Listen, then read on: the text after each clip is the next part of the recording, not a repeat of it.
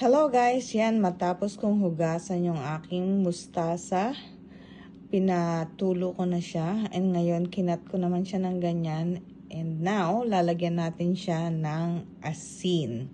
So hanggang malanta, lagyan lang natin siya ng asin. Ganyan lang kasimple. And then lamasin nyo lang ng ganyan. And then pagka medyo lanta na siya, tatanggalin nyo yung pinaka tubig niya. And then ilalagay nyo sa isang container. And then lalagyan nyo siya nung pinakuluan na hugas bigas. Pero kailangan nyo palamigin muna yung pinakuluan yung pinaghugasan ng bigas. So kailangan isa-save nyo yun. Ganyan lang yan kasimple. Ganyan ang pagbuburong mustasa. Very simple lang. Siguro mga 5 to 6 days, pwede na siyang kainin. Masarap siyang kamatch ng mga pritong isda o pritong karne. Ganyan lang kasimple guys. Kaya magawa din kayo sa bahay para makasave kayo. Pwede din kung gusto nyo hindi gayatin, pwede yung pahaba. Okay. Alright guys, yan. Atin ang pipigain. So, tatanggalin natin yung mga liquid na yan. So, meron ako dito na paglalagyan ko ng mga piniga ko na. So, ganyan lang kasimple. Kailangan pigain. Tanggalin natin yung pinaka-liquid niya. Pagkapiga, pwede na ilagay dyan. Yan. So, pag natapos na lahat, lalagayan na natin ng pinakuloan natin na hugas bigas.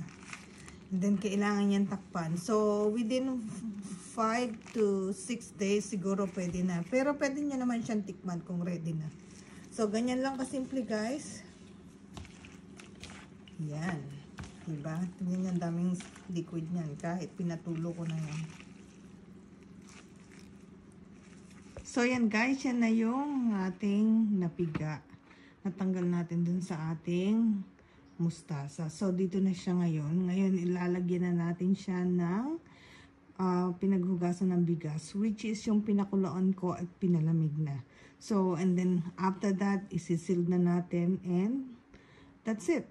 We will wait for 5 to 6 days. So, pwede na sigurong itry yun. Alright, guys? So, yan guys, ready na natin lagyan ng pinakulo ang hugas bigas. So, make sure malamig siya ha. Hindi siya bagong kulo. Kailangan malamig siya bago nyo ilagay. So, ganyan lang karami guys. Hanggang lubog lang yung ating buro o yung mustasa natin na piniga. So, ganyan lang kasimple. Diba? So, maghintay lang tayo ng 5 to 6 days para tikman. Pwede na nyo naman tikman pag 4 days na. So, ganyan lang. At ating lalagyan siya ng cling wrap muna para nakasealed siya.